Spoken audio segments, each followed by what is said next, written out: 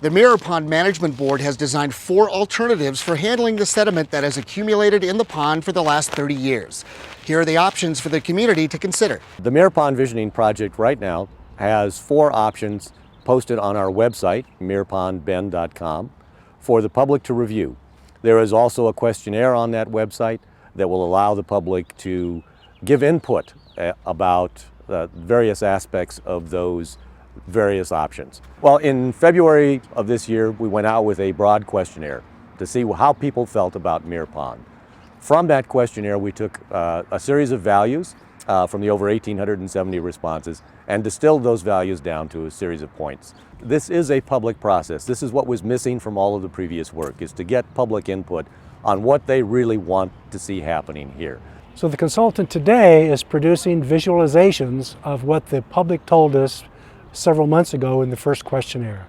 It's trying to bring to bear the values that they talked about, such as water quality and wildlife and open water views of the Mirror Pond.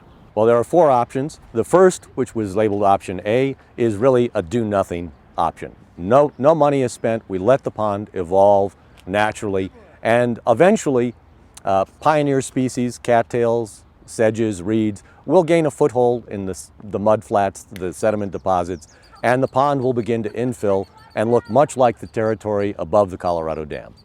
The second option, option B, is a dredging scenario similar to what was done in 1984. About 60,000 cubic yards of material is removed from the Mirror Pond environment, and it will look pretty much like it does now until the sediment begins to build back up again, at which case we might be faced with the same sort of issues and scenarios.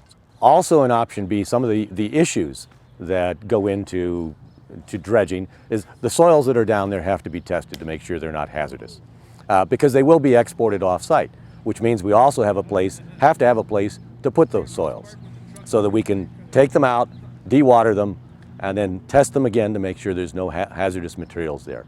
So there's a regulatory process involved with all of that.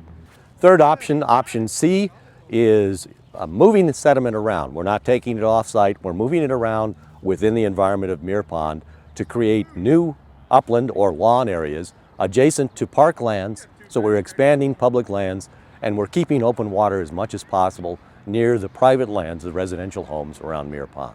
Some of the issues involved in option C, the using sediment on site, is that the sediment that's there is pretty much like warm jello. It has no structural capacity. So as we move it around and pile it up to create new lawn areas or uplands, it has to be reinforced in place. We can do that with natural systems, and also what happens then is we end up with sort of a wetland edge along the boundaries of Mirror Pond, and then we have these new upland areas. The fourth and last option, option D, is one where actually the dam is removed as part of the project, and it investigates what happens there.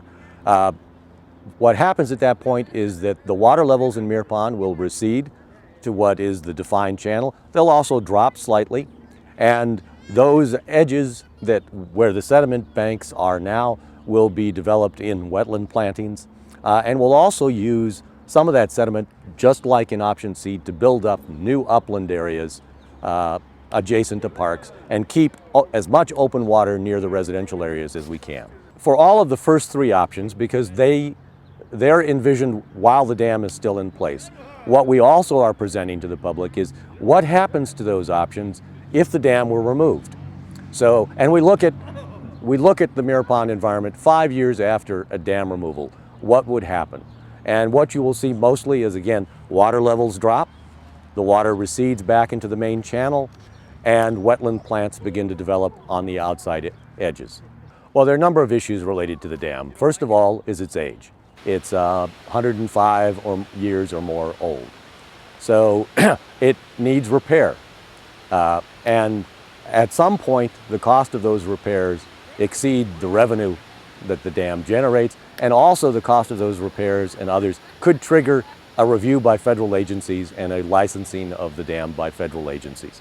When that happens, the dam would be required, or the dam owner, whoever owns it, would be required to implement fish passage, which could be as expensive as removing the dam. Well, ultimately, someone has to find a way to pay for this. and move the project forward. Whether that's a consortium of city, park district, private citizens, whether the special district is formed, all of those questions still need to be resolved at this point. Well, the alternatives present a range of costs from $0 to about $10 million. And how we pay for that, we don't know. If some of the alternatives which are shown, if one of them is selected and it shows enhancements to water quality and wildlife and recreational use, we may be eligible to get some federal and state funding for this. But aside from that, funding for this project is still an open question.